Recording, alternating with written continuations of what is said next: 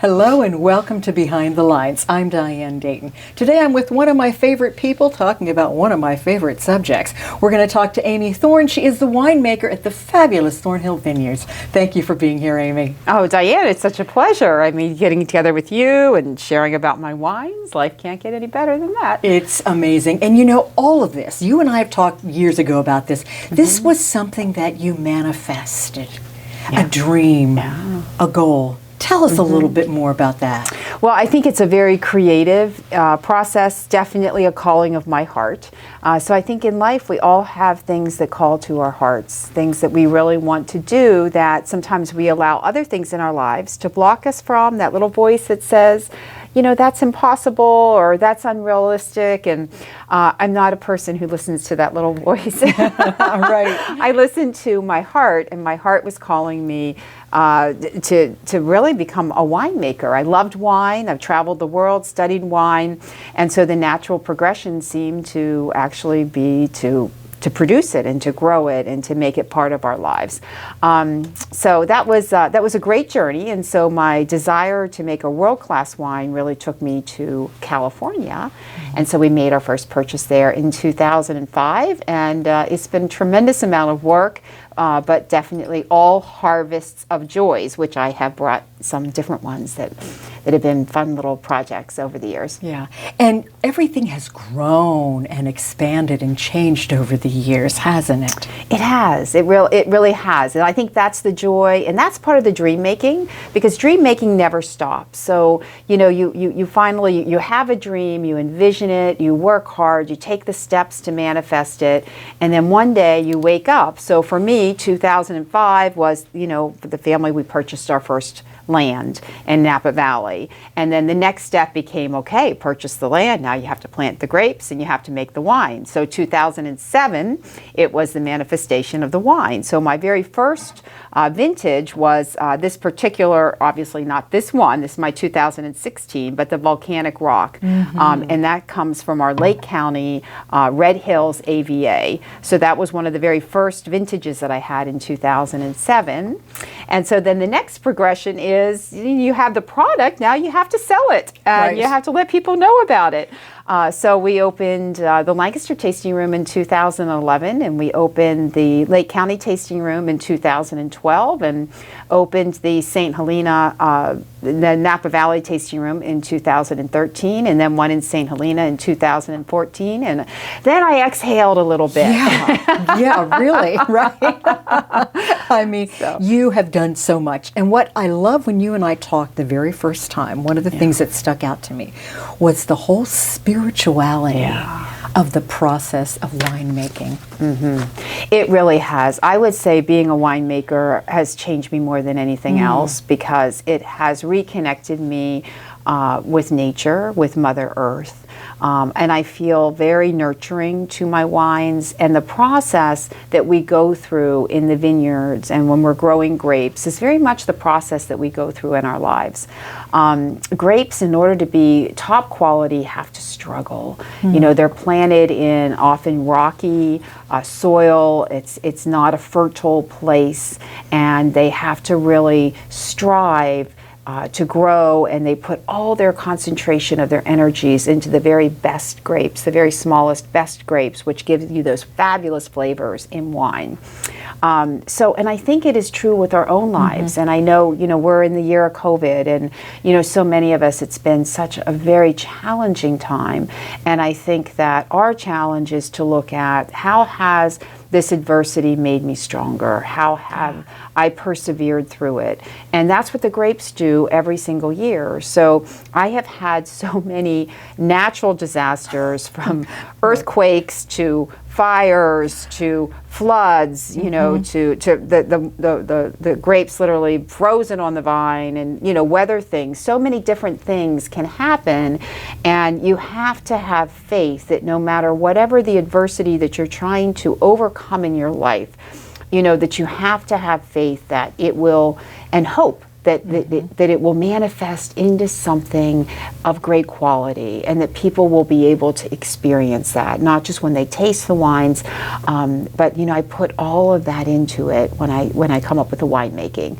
And so I do think there is a lot of depth, and even in the vineyard practices, from how we prune the grapes, you have to really cut back.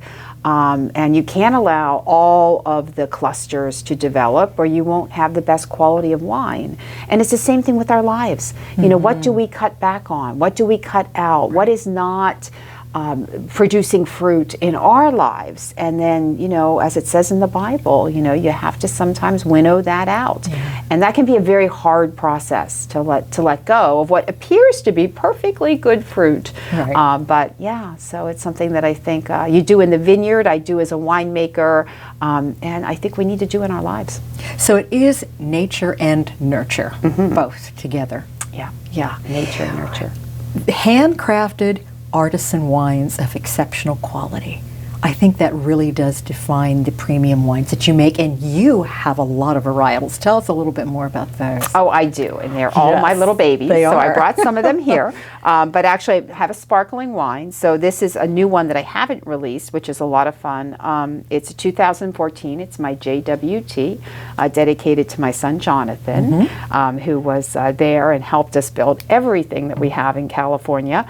It's 100% Pinot Noir. And it was aged since 2014. Wow. So it's just this beautiful brioche, and has strawberry, grapefruit that you would expect from a Grand Cru champagne. Although, of course, we're not allowed to call it champagne because it wasn't grown in Champagne, France, so we call it a sparkling. But I also make another sparkling, which is my Brut Prestige de Cuvée, made out of 60% Pinot and 40% Chardonnay, and did receive 96 points and came in as the best sparkler in California. So I was very honored by that accolade. And then for my whites, I have a Pinot Grigio, a Sauvignon Blanc, and a Chardonnay, and a Riesling for those that like a little bit of sweeter wines. And then, of course, with my reds, I talked about the volcanic rock. This is all grown up in our Red Hills, AVA, along with the Zinfandel and the Petit Syrah.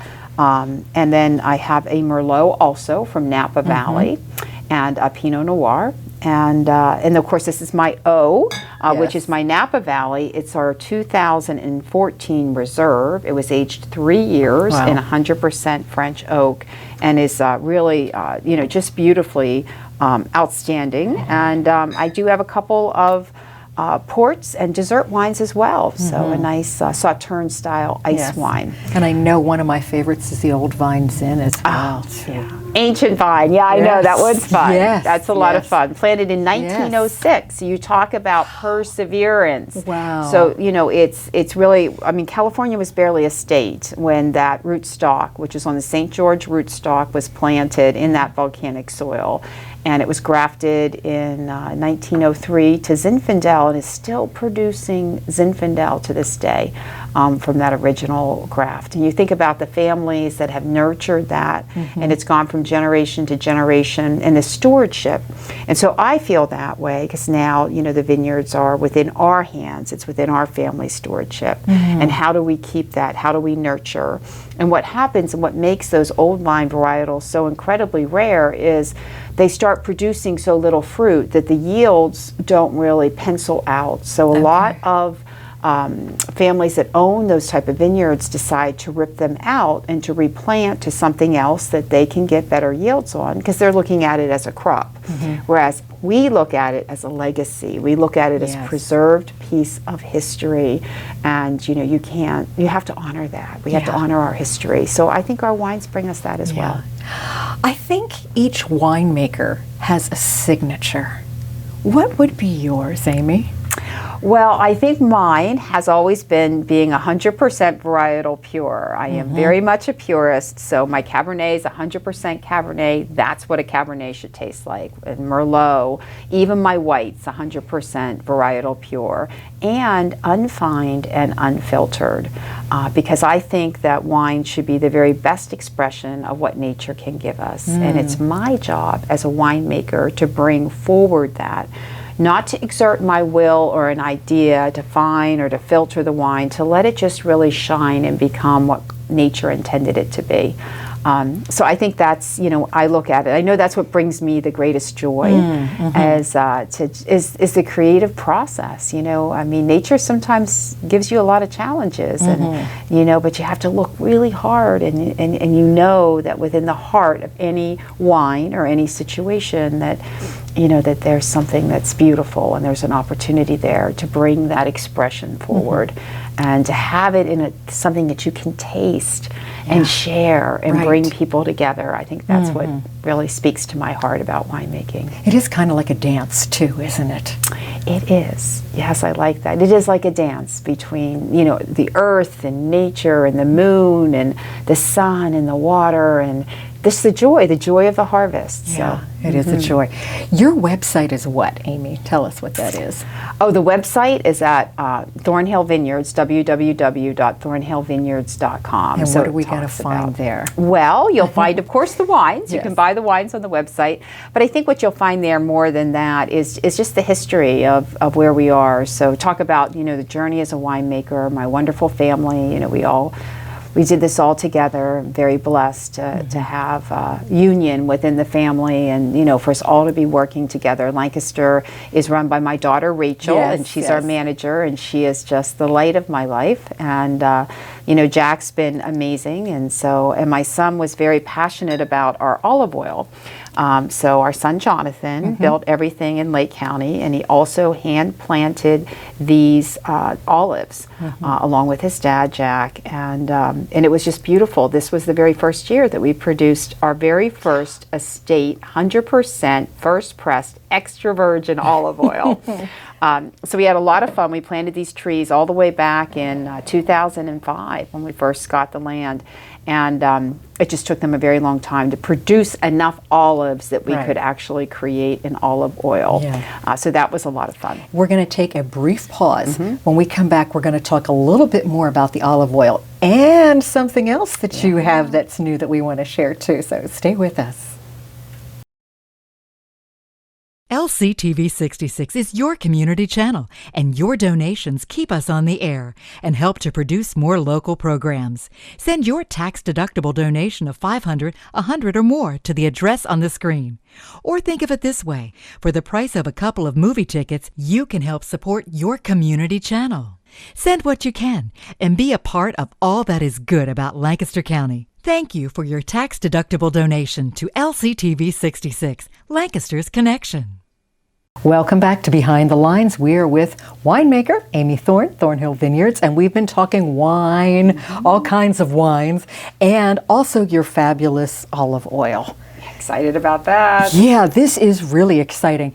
Something that maybe people don't realize, but in Lake County, you have this beautiful villa, and people can come out. That's right. They can come stay with us. As a matter of fact, if they love wine and they love olive oil, they can come out and help us pick the grapes at harvest and help us harvest our olives and just stay with us in our villas. We have gorgeous villa suites, king-size beds, fully equipped kitchens, and kind of a home away from home in wine country, and love to get together when we have guests that stay with us. We often do wine dinners. We get together at a big, huge table and share some wonderful wines. I do wine and food pairings with dinners, and it's gorgeous there. It absolutely is beautiful. You're surrounded on all sides by nothing but vineyards, and Mount Canocti, which is a volcano. That big mountain is right behind us, and kind of holds the whole spiritual and historical significance of Lake County. It all comes from Mount Canocti. We have views from that at the ranch, and have a beautiful rose and lavender garden and fountains, and was very much inspired by Tuscany and my experiences in Italy when we actually built the wine ranch. So, and that was an inspiration for the olive oil as well. A lot of Tuscan varietals were planted right there on our land, because what we found is Lake County had a very similarity in terroir, which is the soil and combination of climate. That's what is the meaning of the word terroir, to Italy. So it was absolutely wonderful to be able to plant the olives, and it took them a long time, many years to make enough that we actually had enough of our own estate to produce our first olive oil. But This is gorgeous. If you love extra virgin, it's very buttery and has a little bit of a pepper finish. Incredibly unique. 7 different varietals of olives that comprise that. So yeah, that's always a star. If you come out in the villa and we do a wine and food pairing, you always have a little bit of not only, of course, the wines, but our olive oil as well.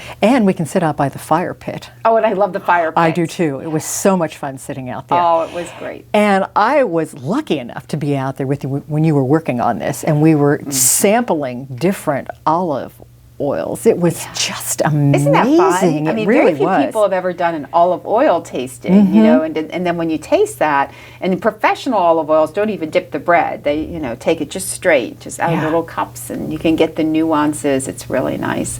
But that was a lot of fun, and that's always one that we do, you know, when people come out to Lake County. But I think what's so nice about the Wine Ranch and Lake County in particular is it's just such a gem. You know, it's kind of, you know, tucked in, all around, surrounded by mountains, and you know, you have Thorn Hill, which has tremendous natural beauty, but we're very good to our neighbors out there.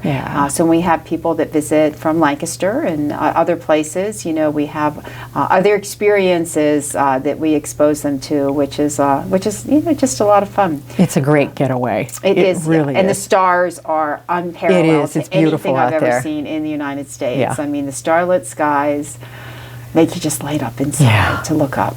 So very inspiring. On the end here, this is another new endeavor. Ooh, this is my really good ones because I have a passion for chocolate. Okay, yes you do.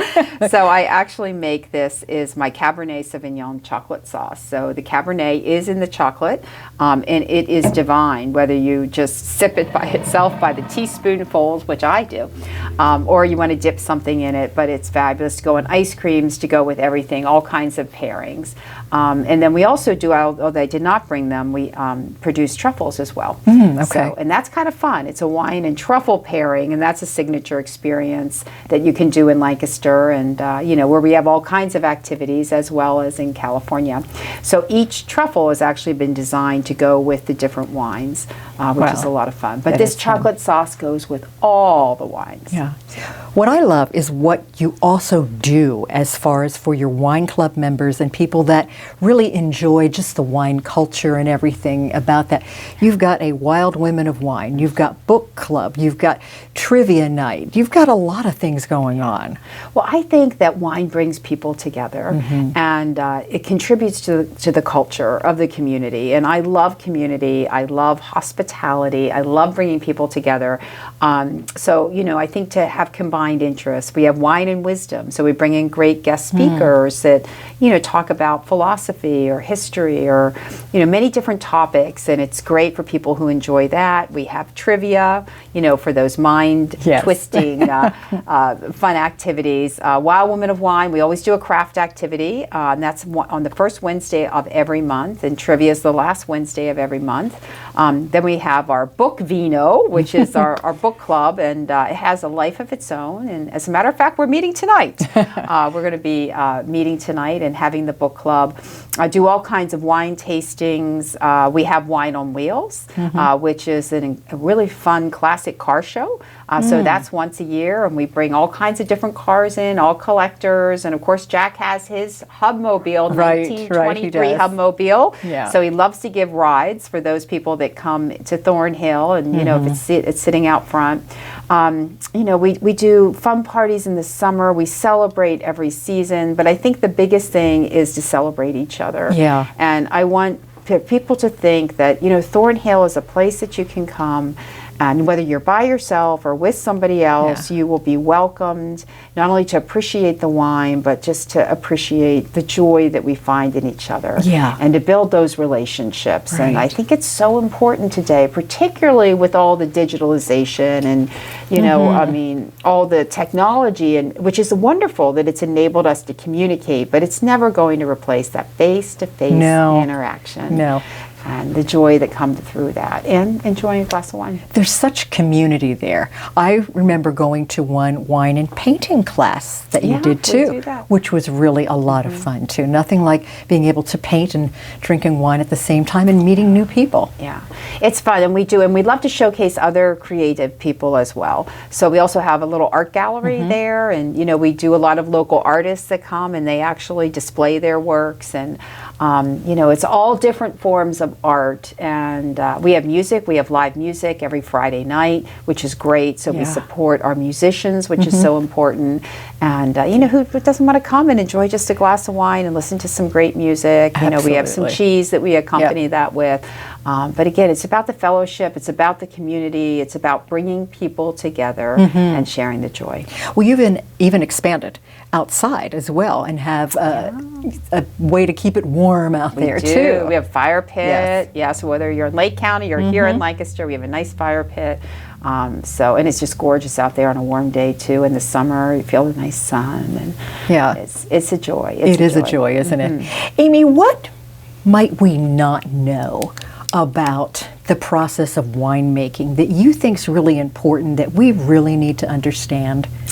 I think people underestimate how important terroir is, and where the grapes are grown is so incredibly important, because if you look at, there's only a few places in the world truly where you can make world-class wines, and that's what brought us out to California. That's what took us out there. So the terroir, which is a combination of the soil and the sun and the climate, you can't have too much rain.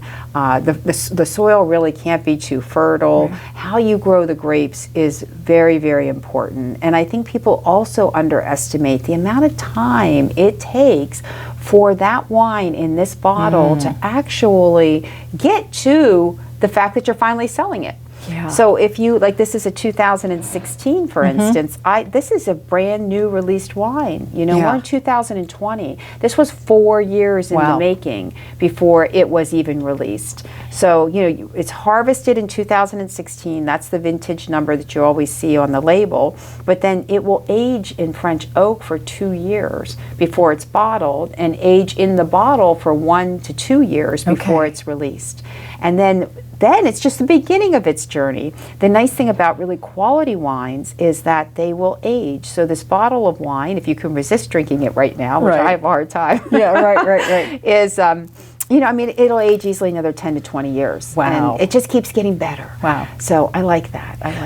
I always found it fascinating the time that we got to try some of the wine right out of the barrel with you. Oh, the barrel tasting is so much fun. It is. Right, and that's where that differentiates it from a winemaking perspective as well, because what I do with each varietal, because it's 100% varietal pure, which means a Cabernet is a Cabernet, but there's different clones of Cabernet, different clones of grapes. So although it's a Cabernet grape, it's a different clone, which is almost like a different species, and it brings different flavor characteristics and aromatics. So what's fun about a barrel tasting is you're really not tasting the final blended wine. That's what the winemaker does. You're tasting each individual grape in its perfectly matched profile of oak.